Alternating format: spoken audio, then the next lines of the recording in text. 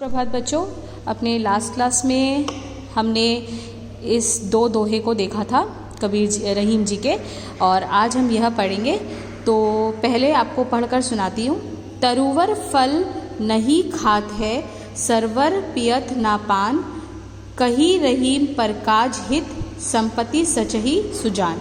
तरुवर यानी कि वृक्ष, पेड़, नहीं यानी कि नहीं, और खात यानी कि खाने, सरवर यानी कि सरोवर, पियत यानी कि पीते हैं, पान यानी कि पानी, परकाज यानी कि दूसरों के काम, हित यानी उसके लिए, सचही संपत्ति मैंने आपको ऊपर बताया ही था कि धन दौलत को कहते हैं, सचही यानी कि एकत्र करते हैं एक साथ, और सुजान यानी कि ज्ञानी। तो देखिए इसका अर्थ क्या है। इसका अर्थ कवि यह कहना चाहते हैं, यानी कि रहीम जी यह कहना चाहते हैं कि वृक्ष कभी अपने फल नहीं खाता। वृक्ष अपने अंदर फल तो रखता है, लेकिन वह कभी भी अपने फल नहीं खाते हैं। और न ही सरोवर अर्थात तालाब अपनी द्वारा संचित जल को पीते हैं, और ना ही सरोवर यानी कि जो सरोवर तालाब है, सरोवर जो यानी कि जल है जिसके अंदर, वह भी अपना पानी कभी नहीं पीते हैं। इसी तरह सज्जन और विद्वान लोग धन का संग्रह अपने लिए नहीं करते, दूसरों की भलाई के लिए करते हैं। क्या कह रहे हैं? इसीलिए इसी तरह जो सज्जन और ज्ञानी लोग होते हैं, जो सज्जन और विद्वान लोग होते हैं, वह धन का संग्रह यानी कि धन का वो अपने लिए नहीं बल्कि दूसरों की भलाई के लिए करते हैं। ठीक है। अब है कि थोते बादर कवार के ज्यो रहीम गहरात, धनी पुरुष निर्धन भय करे पाछली बात।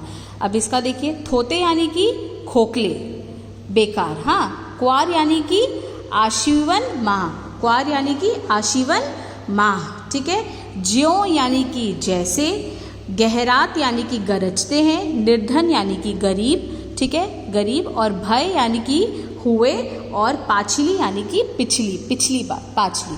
तो इसका व्याख्या क्या है? इसमें कबीर जी रहीम जी क्या कहना चाहते हैं? रहीम जी ये कहते हैं कि आशीवन माह, आशीवन एक माह है, आशीवन माह में आकाश में छाने वाले बादलों की गरज खोखली होती है, यानी कि बेकार होती है। आशीवन माह में जो बादल गरजते हैं, कहते हैं कि जब बादल गरजते हैं तो बारिश होती है, तो आशीवन माह में जब बादल गरजते हैं तो वह खोखली होती है, बेकार होती है, क्योंकि वे बरसात नहीं करते, वह सिर्फ गरजते हैं। उसी प्रकार पहले भूतकाल यानी कि भूतकाल में धनी रहे, भूतकाल यानी कि आने वाले समय धनी रहे, लेकिन अब निर्धन हो चुके लोगों द्वारा बीते हुए सुख के दिनों की बातें करना भी बेकार होता है, क्योंकि आज के समय में उनकी कोई उपयोगिता नहीं होती है। क्या कह रहा है यहाँ पे रहीम जी? में ये कहना चाह रहे हैं कि निर्धन लोग यानी कि जो गरीब हो चुके हैं, वो उनके द्वारा बीते हुए सुख के दिनों, मतलब जो गरीब हो गए, उनके द्वारा जो सुख के दिनों है, उनकी बातें करना बेकार है, क्योंकि आज के समय में उनकी कोई उपयोगिता नहीं होती, क्योंकि आज के समय उनकी कोई वैल्यू नहीं है, कोई कीमत नहीं है। ठीक है। तो आज के लिए यही। अपने नेक्स्ट क्लास में और एक दोहा है हमारा लास्ट, उसके बारे में हम पढ़ेंगे। Thank you.